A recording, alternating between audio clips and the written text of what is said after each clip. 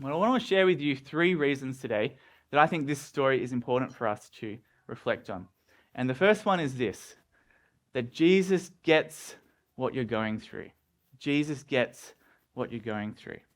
Now, just the other day, I met this lady, and I never met her before, and I was just sort of finding out a bit about her, where she was from, and things like this. And as she was sharing this with me, I found out that she was a refugee. And 20 years ago, she had to leave her homeland. And as I was listening to this, I was thinking, oh, well, there's a story here. But some other things came up, and I had to leave, and I never got the end of the story. But I reckon if I heard that story, yes, I would have been probably amazed. I probably would have been moved by that story, but there would have been to some sense that I wouldn't have really understood what this lady had gone through, because I've never actually been through that myself. But if Jesus was to hear her story, Jesus would be able to hear it and say, I get what you're going through, because I've been there, I've experienced those things as well. In fact, Jesus experienced a whole range of really difficult things that allow him to relate in some deeper way to our experiences as well. There's people here who have no doubt experienced trauma in their life. Jesus gets that. There's people here who've experienced grief in their life. Jesus gets that as well. Last week we talked about the story of Joseph, and one of the interesting things about Joseph in the Bible is that when we see the stories of Jesus' birth, Joseph is there at all of them. But then when Jesus gets to his ministry, where is Joseph? Have you ever noticed that? Joseph just disappears. And then at the end of Jesus' life, when he's on the cross, he says to his disciple John, he says, John, take care of my mother Mary. What about Joseph? Where's Joseph in this story? It's very likely that somewhere between Jesus' birth and Jesus' ministry, that Joseph died. And so Jesus knows what it's like to have someone in his family that's close to him die. He gets what the experience is like to be grieving. What about being misunderstood? Jesus gets that. Feeling lonely? Jesus gets that. Experiencing financial hardship and poverty, and Jesus gets that.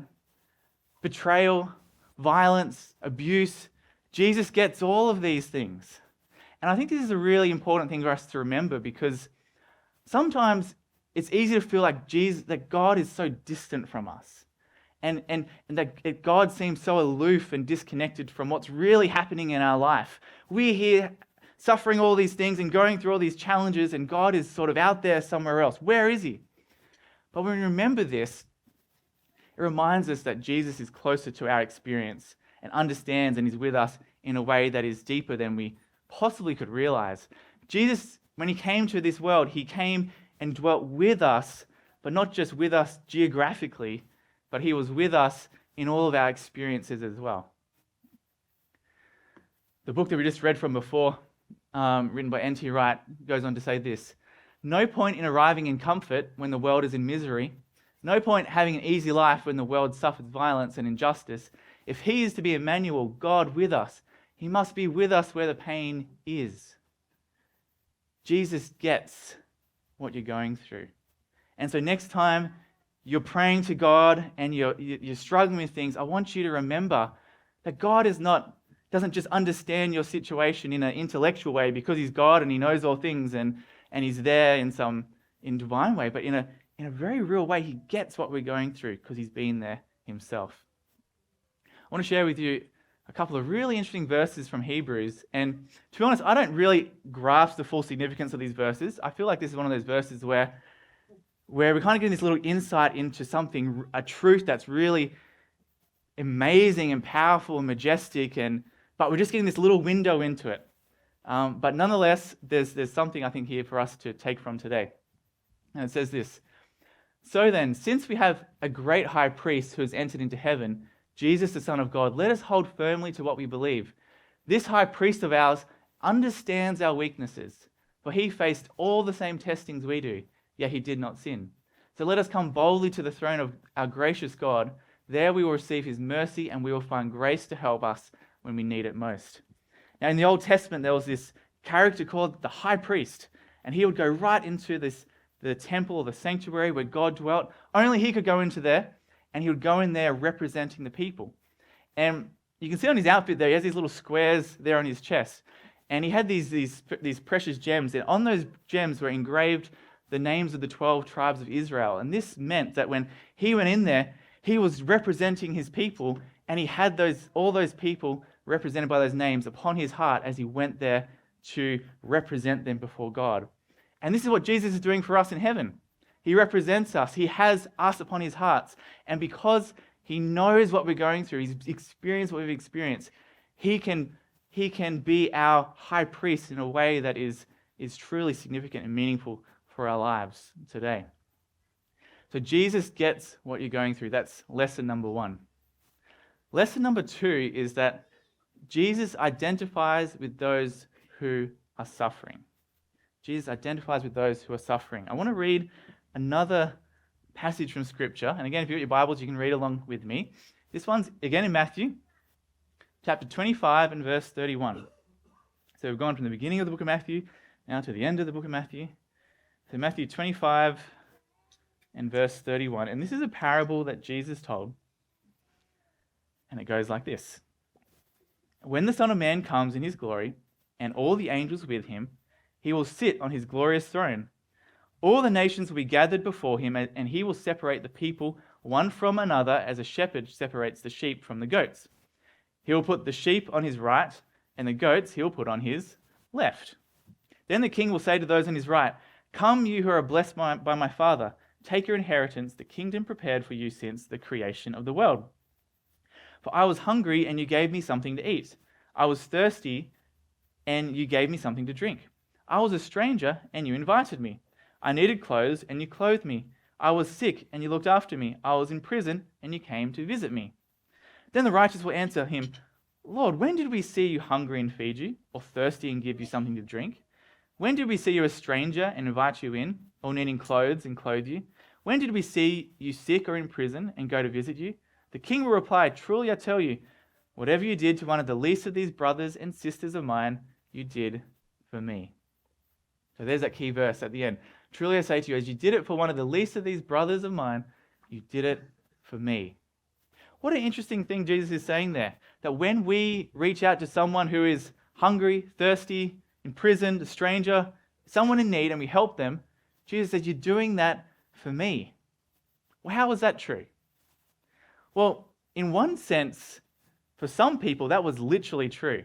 And especially when you think of this time in Egypt, you think of this little family going down there, strangers, refugees. They arrived there, and there was people who they would have interacted with. And those people may have shown them compassion and love and care, invited them to their homes, or they might have shown them indifference. Maybe they thought, "Oh, we had so many of these refugees coming from Herod's territory up there. Another one, go back to where you came from." How would they have responded when they interacted with these people? I wonder if anyone was like that person in our story, the corrupt border security man. Now, I don't know if they had one of those people back those days, but they probably had a mixture of different interactions.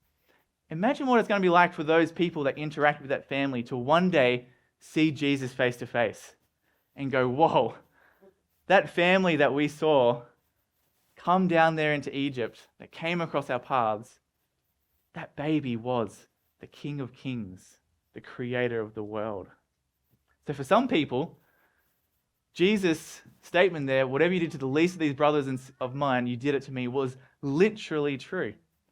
But there's another sense that this verse here is true as well. And I want to share with you another picture. I like to share at least one picture of Elora each time I preach. So here's my latest picture of Elora. And so one of the things I want to share with you a little story from Elora. So just the other, I think it was 2 weeks ago, I saw Elora stand up on her feet for the very first time, pull herself up, and I thought, so excited. And she had this look of she was so proud of herself standing up there. She pulled herself up on the mirror there in her room. And I was so excited as well. I was smiling and cheering, and I got my phone out, started taking some pictures. I was with her in those emotions that she was experiencing. But straight after that, her hand slipped on the frame of the mirror, slipped down, donged her head on the frame, fell down and let out this big cry. And I went from feeling excited to, I'm feeling the pain as well. And I was riding these emotions that Alora was experiencing. And as a parent, you experience the emotions along with your children. You're wrapped up in them. You're wrapped up in their experiences. And if they are hurt, you hurt. If they're rejoicing, you rejoice. If someone helps them, they help you as well. And I think this is a little bit what Jesus is saying in that parable, that he's so wrapped up with our experiences and his emotions are so connected and his feelings are so connected with us that if someone helps us when we're in need, they're helping Jesus. Now, I mentioned a little bit earlier that before we went to Egypt, we went to the Bible Lands. And so we were just there for a few days, but we got to see quite a lot of things. And if you ever get the chance to go to Israel there, it's a really incredible thing to walk where Jesus walked. And you can go and you can do things like you can put your hand in the very place where Jesus was baptized. You can stand next to the Sea of Galilee and imagine Jesus walking there along the water.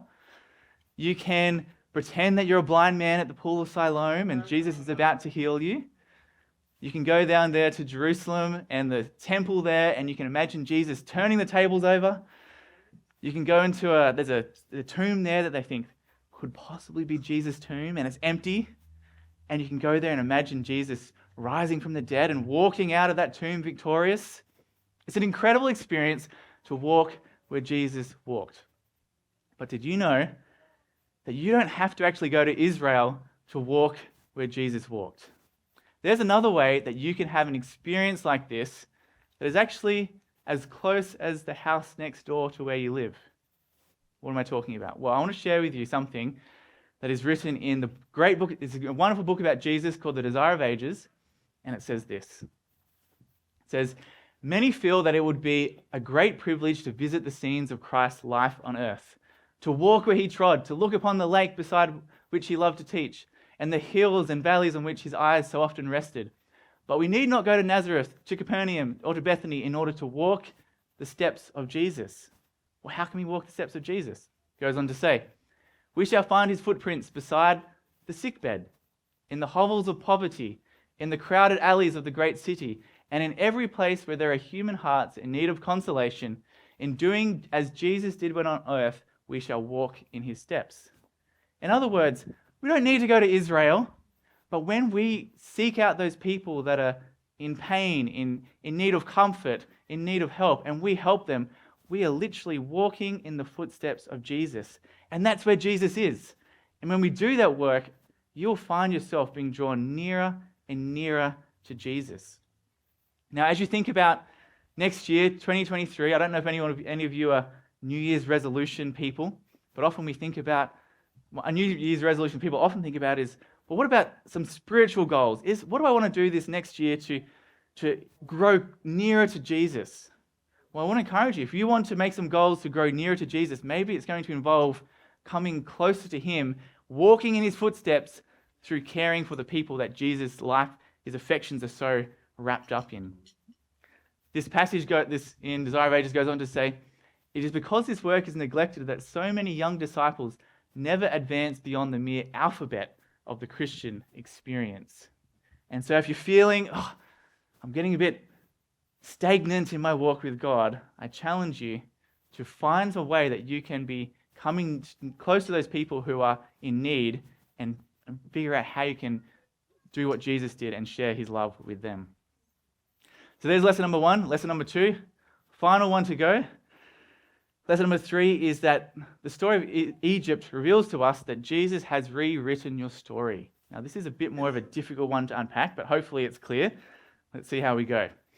Now, in that passage you read at the beginning in Matthew, there's a little prophecy that Matthew says that Jesus, when he went down to Egypt, fulfilled. And let's read those couple of verses again. It says, so he got up, this is Joseph, he took the child and his mother during the night and left for Egypt, where he stayed until the death of Herod. And so was fulfilled what the Lord had said through the prophet, out of Egypt I called my son. So when you read that, you just sort of think, okay, so there's this Old Testament prophecy that about the Messiah is going to come and he's going to come out of Egypt, and Jesus fulfilled that. But here's the thing. when you actually go back to that prophet's writing, which is Hosea chapter 11, and you read this prophecy in its original context, the baffling thing is it doesn't seem to be talking about the future Messiah. Let me read it for you and see what you think. It says this: "When Israel was a child, I loved him, and out of Egypt I called my son. But the more they were called, the more they went away from me. They sacrificed to the Baals, and they burned incense to images." Does that sound like the coming Messiah? This verse in its original context is not pointing forward to the coming of Jesus, but it's really pointing backwards to the story of the Exodus, the experience of Israel, the Israelites coming out as slaves from Egypt, and their whole story of the Exodus. And it also goes on to talk about all the ways that they stuffed up and they worshipped other idols and they went after the Baals and all these terrible things that where they failed and failed and failed and failed. Does that sound like Jesus? So in what sense is Jesus fulfilling this verse here? Well, what I want to suggest to you is that what Jesus actually is doing is something, and what Matthew is describing is something much broader than just simply fulfilling sort of a simple prophecy. But what Jesus is actually doing is he is re-walking the experience of the Israelites and the story of the Exodus in his own life. Does that sound complicated? Well, let me unpack it for you and see how we go. So let me refresh you on the story of Egypt. The story of the Exodus. So the story begins, there's this man named Joseph. And what was his dad's name? Jacob. Okay, remember he had the coat of many colors. And he goes down to Egypt as sold as a slave by his brothers. But Egypt becomes this place of refuge for his family. And there's this great famine in the land. They go down there and they are rescued from the famine. While they're down there in Egypt, there's this terrible massacre happens because there's this angry, evil king that is threatened by this family, and he makes this command to kill all the baby boys. And so that takes place, but one of those boys is miraculously rescued, whose name is Moses, and he goes to become a hero who saves his people. Later, God calls those people out of Egypt. Then there's this story that happens where they go through the Red Sea, through the waters, and then they go in the wilderness for 40 years, and they arrive then at this mountain called Mount Sinai where God instructs them about the way they should live. And all of this is this journey towards eventually getting at the promised land. Well, when you go to the book of Matthew, Jesus actually retraces all of these steps. So firstly, you find this character named Joseph, and this is Jesus' kind of father. And when you read Matthew, he's actually the son of Jacob as well, which is really interesting. Joseph goes down to Egypt and he finds there this place of refuge. While he's down there, there's this terrible massacre where all these boys are killed, but Jesus is miraculously rescued from this. Then they come up out of Egypt, and the next thing when you read through Matthew is Jesus also goes through the water. What story do you think that is? His baptism. He goes through the water, and then he goes into the wilderness for how long? Not 40 years, but 40 days. And he's tested and he's tempted. And then eventually he comes out of there and he goes up to a mountain and he instructs about the way of God. And we call this the Sermon on the Mount. And then he's leading this new Exodus. He's like this new Moses leading this new Exodus towards a new promised land. That's the story of Jesus. It's exactly the same story except for one very important difference. Israel, when they went on their journey, their Exodus journey, were they always faithful to God? They failed time and time and time again. But when you look at Jesus' story, he does the complete opposite. He is victorious everywhere that Israel stuffed up. And in fact, when you actually look at the story of Jesus getting tempted in the wilderness, you remember those 3 verses that he quotes and says, "It is written, Satan, man does not live by bread alone, but on every word that comes from the mouth of God." And he quotes these 3 verses. Those 3 verses refer directly back to the Israelites' experience in the wilderness where they stuffed up. And so what we have here is Jesus is retracing the story of the Israelites, but everywhere where they failed, Jesus is victorious. Everywhere where they are disobedient, Jesus is obedient. Everywhere that they were faithless, Jesus is faithful. Well, what's the significance of this? Well, firstly, I want to ask this question. Have you ever wished you could go back in time and rewrite your story? As you think back over 2022, and you think about what has happened, are there any moments that you think and you go, if I could go back through this year, I would do this differently. Oh, I feel ashamed about that thing that I've done. Oh, I wish I didn't get angry at that person. I wish I didn't do this or this. And it's easy to look back in our lives and we see all the things that we've done wrong and the things that we're ashamed of and the ways that we have failed. But what we see Jesus doing here is he's rewriting our story, but where we failed, he is victorious. I want to share with you one last verse here. We looked at this the other day, but I want to look at it again. 2 Corinthians chapter 5, verse 21. It says, God made him who had no sin to be sin for us, so that in him we might become the righteousness of God. Now, normally when we look at this, we think just of the first half of the story.